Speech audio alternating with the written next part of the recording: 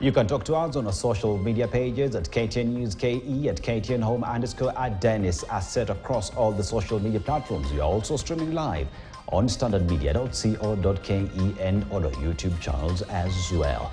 But now let's go straight to stories making headlines. Tonight, it appears that 2024 will start on a grueling political context between two political giants going for each other's jugular.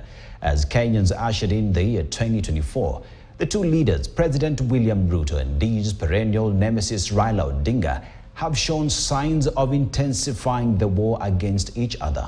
President William Ruto last night, in his New Year message, tore into opposition, accusing them of jeopardizing and sabotaging his bottom-up approach through anarchy.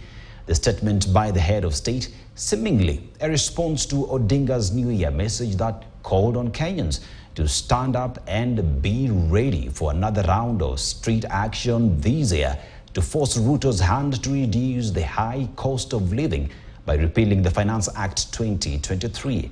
KTN's political affairs reporter Emmanuel Tor looks at a potential heightened political activity in 2024. An uncharacteristic scathing attack of the opposition by President William Ruto during his New Year message issued at the Nakuru State Lodge, calling them out for spreading division, conflict, and anarchy may just have set the pace for a high-octane political year that is 2024. There is something fundamentally wrong with opposition without any viable alternative, whose only purpose is division, conflict, and anarchy. The statement by the head of state, which tore into the opposition for allegedly jeopardizing the government, seemed to set the tone for the year. There is something wrong with litigation sponsored by hostage-taking vested interests with the sole aim to delay, derail, and sabotage the delivery of public programs and defeat public interest. The head of state blaming the opposition for what he said was erecting barriers against his policies and programs in and out of court. The president seemed to refer to the housing levy that is set for hearing on the 17th of this month after the court slammed brakes on it a few weeks ago. Instead of excuses to abandon our nation's transformation, I invite the skeptics, opponents, and the indifferent to change their perspective and embrace our new paradigm shift to pursue inclusive growth. Na mimi nataka kumhakikishia hizi shida zilikuweko ni shida kidogo.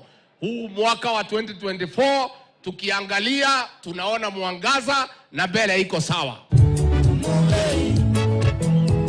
The president's frustrations with the opposition coming days after the Azimio la Umoja One Kenya chief Raila Odinga hinted at a return of the street demos to launch a pushback against the government to repeal the Finance Act 2023 in total. Tunasema mwaka mpya hii sheria ya kodi mpaka itolewe. Ile finance bill mpaka itolewe. Usipotoa hiyo finance bill tutarudi kwenye uwanja. Odinga calling on Kenyans to be ready to swing into action to force the government to reduce the high cost of living.